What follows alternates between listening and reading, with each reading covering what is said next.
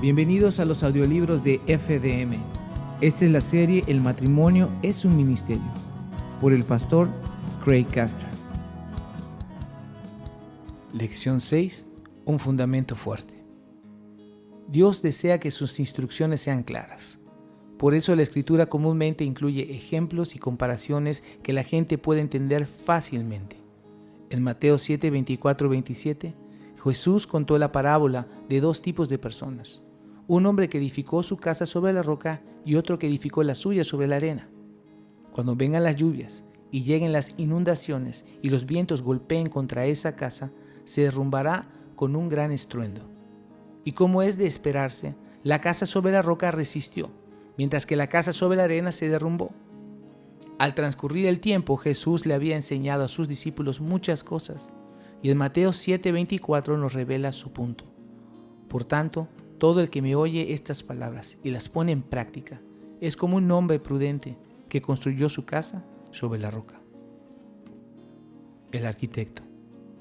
Siempre tenemos la opción de seguir el camino de la sabiduría o el de la insensatez. No existe una tercera opción. Un camino lleva al éxito y el otro al fracaso. Por ejemplo, hace muchos años fui promotor inmobiliario que construía parques industriales, centros comerciales y bodegas. Un terreno fue adquirido para la construcción de un edificio de oficinas basado en un análisis de costos que parecía provechoso. Pero cuando el arquitecto terminó con los planos, el fundamento requerido era más grande de lo esperado, incrementando así los gastos. Los cimientos requeridos para el fundamento serían de 2 metros de diámetro y usando 4 veces más de la cantidad usual de acero. Cuando el arquitecto fue cuestionado, él explicó que a 9 metros debajo de la superficie de la tierra existía una falla, resultado de un nivel del lodo. En su opinión profesional, la única opción para poder construir exitosamente requería de un fundamento masivo, capaz de soportar el edificio. A esas alturas en mi carrera, yo ya había completado varios proyectos, sumando más de 300,000 metros cuadrados de construcción, y pude haber escogido y seguir mi propia experiencia en lugar del consejo del arquitecto.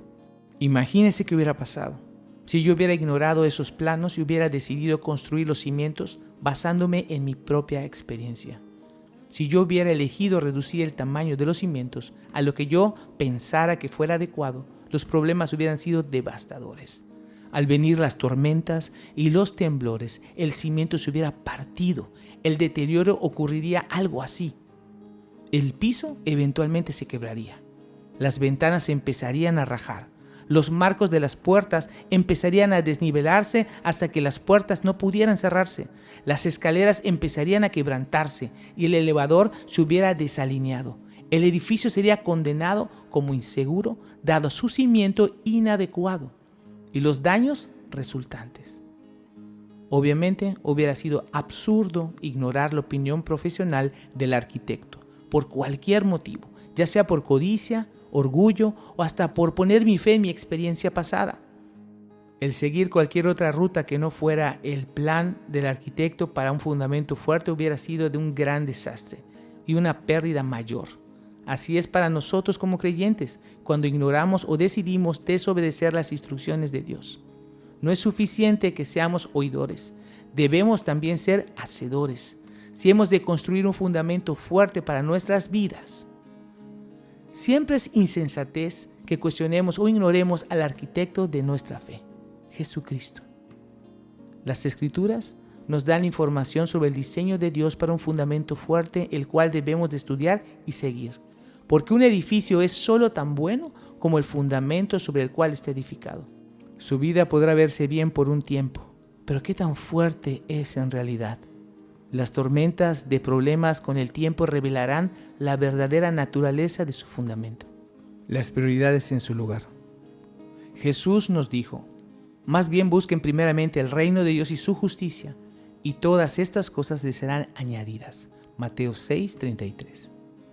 Como creyentes, el buscar a Dios y su reino debe ser nuestra prioridad, y ese es el fundamento para nuestras vidas. Si lo hacemos, la promesa es que todas las cosas les serán añadidas. Cuando interpretamos todas esas cosas, debemos tomar en cuenta que este sermón comienza en Mateo 5:1, conocido como el Sermón del Monte. El contexto inmediato en Mateo 6:31 habla de comida, bebida y vestimenta. ¿Y si Cristo suplirá estas necesidades al buscarle a Él primero? ¿Cuánto más nos suplirá todo lo necesario para cuidar de sus hijos? Acuérdese que como padres también somos ministros de Dios para nuestros hijos y enfrentamos el gran reto de cumplir su voluntad en todo lo relacionado a nuestra familia. Hacemos esto poniendo los problemas de nuestra vida en perspectiva y dándole prioridad en nuestras decisiones a lo que Dios dice que es importante. Para poder cumplir verdaderamente los propósitos de Dios en y a través de nosotros, debemos buscarle diariamente para que nos dé las fuerzas necesarias para realizar esta tarea. Todos estaríamos de acuerdo en la importancia de que un pastor tenga una relación íntima y fuerte con el Señor. Es de esperarse que se levante cada día y pase tiempo estudiando y orando, buscando la sabiduría y la guía de Dios para poder dirigir a su familia y a su congregación. De no ser así, dudaríamos de su dedicación, ya que reconocemos que es necesario el poder y la guía de Dios para poder cumplir con sus responsabilidades. Es fácil esperar todo esto de su pastor, pero ahora considérese a sí mismo. Si Dios le ve como un ministro de sus hijos con la misma importancia que Él le da a la relación pastoral y su congregación, ¿no es entonces igual de urgente que usted busque el rostro de Dios cada día? ¿Acaso no es necesario que usted también edifique un fundamento fuerte, una relación con Dios en la que pueda recibir la fuerza y la sabiduría necesaria para guiar a su familia? Tanto la experiencia como las Escrituras nos indican que si no leemos la palabra ni oramos diariamente, la vieja naturaleza pecaminosa empezará a manifestarse, trayendo consigo caos y destrucción a nuestras vidas. Observando a las familias alrededor del mundo, podemos ver que se encuentran en grandes problemas. Nuestros hijos se están matando unos a otros, usando drogas, experimentando con sexo, y muchos se han alejado de la fe.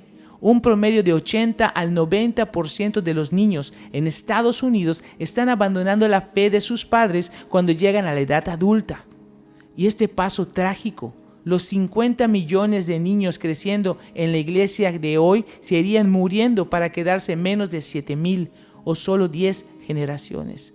Eso se dirige tristemente a las familias cristianas que están en Estados Unidos, si no ocurre un cambio radical. Los consejeros cristianos que ven los grandes problemas que las familias están sufriendo, seguido caen en cuenta que el fundamento para una fe fuerte y que perdure ha sido descuidado. En muchos casos se debe a la ignorancia de los padres que están actuando basándose en sus experiencias o consejos mundanos en lugar de la verdad bíblica. Debido a que los padres no les han enseñado cómo edificar una base fuerte en sus propias vidas, la influencia que deberían tener en sus hijos para su propio bien es débil y hasta en muchos casos son la causa de que sus hijos se alejen de Dios.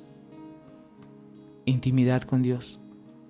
En Deuteronomio 6, Moisés cumplió la voluntad de Dios enseñándoles a los israelitas lo que esperaba de ellos al entrar a la tierra prometida. Dentro de esas instrucciones, Dios revela su sentir en cuanto a la relación de Él queriendo con nosotros. Esta íntima relación con Dios es el fundamento, la fuerza de nuestra fe, en base a la cual debemos construir. Deuteronomio 6, versículo 1 al 6. Estos son los mandamientos, preceptos y normas que el Señor tu Dios mandó que yo enseñara para que los ponga en práctica en la tierra de la que vas a tomar posesión, para que durante toda tu vida y tus hijos y tus nietos honren al Señor tu Dios, cumpliendo todos los preceptos y mandamientos que te doy y para que disfrutes de larga vida. Escucha, Israel, esfuérzate en obedecer, así te irá bien y serás un pueblo muy numeroso en la tierra donde abunda leche y la miel, tal como te lo prometió el Señor, el Dios de tus antepasados. Escucha, Israel, el Señor nuestro Dios es el único Señor. Ama al Señor tu Dios con todo tu corazón y con toda tu alma y con todas tus fuerzas. Grábate en el corazón estas palabras que hoy te mando. Los versos 3 y 4 comienzan con la frase: escucha Israel, enfatizando la importancia de escuchar la voz de Dios. Siempre que esta frase aparece en el mensaje es: escuchen. Dios verdaderamente está de nuestro lado y quiere que tengamos éxito. En estos versos, la información dada a Israel fue esencial para su supervivencia como nación. Y lo que Dios dijo en Deuteronomio 6 también es relevante a nosotros hoy en día. Estos versos nos revelan verdades que también son fundamentales para nuestro éxito como creyentes y ministros de nuestros hijos. Deuteronomio 6:5 nos dice: ama al Señor tu Dios con todo tu corazón y con toda tu alma y con todas tus fuerzas. Esto quiere decir que demostremos nuestro amor escogiendo tener una relación íntima con Él. El pasar tiempo con Dios es una decisión diaria. El acercarnos y conocerle más a fondo, pasando tiempo con Él, con toda tu corazón y con toda alma y fuerzas, significa la completa participación de todo nuestro ser, cuerpo, alma y espíritu. Reconocemos que nuestro cónyuge y nuestros hijos necesitan nuestro cariño y tenemos una idea de cómo dárselo. Y Dios pide lo mismo: atención y tiempo para formar una relación amorosa con Él. Es más, Él nos promete que si lo ponemos a Él primero, nuestras relaciones con otros serán mejor. El verso 6 nos dice que las palabras de Dios deben ser lo primero en nuestros corazones. Esto significa no solo leerlas diariamente, sino también obedecerlas. Para ejemplificar a Cristo podemos enseñar a otros. Usted debe tener un conocimiento íntimo de la voluntad de Dios. Esto, combinado con la dependencia en la sabiduría y fuerza de Cristo, es el fundamento necesario para poder cumplir con la responsabilidad difícil de guiar a nuestros hijos a la madurez espiritual. Y su práctica diaria de tener devociones y comunicación con Dios está directamente relacionada con su éxito. Definición de términos. Corazón, del hebreo levab, significa corazón, mente, persona interna. El uso principal de esta palabra describe la completa disposición de la persona interna. Del griego cardia, es la sede de los deseos, sentimientos, afecciones, pasiones, impulsos. Ejemplo, el corazón o la mente. A continuación profundizaremos en un estudio extenso. Describa en sus propias palabras lo que las siguientes escrituras dicen acerca de la palabra de Dios y qué es lo que nosotros debemos de hacer con ella. Salmo 119, del 10 al 11. Yo te busco con todo el corazón, no dejes que me desvíe de tus mandamientos. En mi corazón atesoro tus dichos para no pecar contra ti. Lea los siguientes versículos y escriba los principios más importantes. ¿Qué principios puede aplicar de estas escrituras para ser un mejor padre? Escriba 2 maneras en las que puede hacer esto. Deuteronomio 32:46. Mediten bien en todo lo que les he declarado solemnemente este día, y díganles a sus hijos que obedezcan fielmente todas las palabras de esta ley. Deuteronomio 11, del 18 al 19. Grábense estas palabras en el corazón y en la mente. Átenlas en sus manos como un signo y llévenlas en su frente como una marca. Enséñenselas a sus hijos y repítanselas cuando estén en su casa y cuando anden por el camino, cuando se acuesten y cuando se levanten. Deuteronomio 30:14. La palabra está muy cerca de ti, la tienes en la boca y en el corazón, para que la obedezcas. Salmo 37:31. La ley de Dios está en su corazón y sus pies jamás resbalan. Salmo 48. Me agrada, Dios mío, hacer tu voluntad.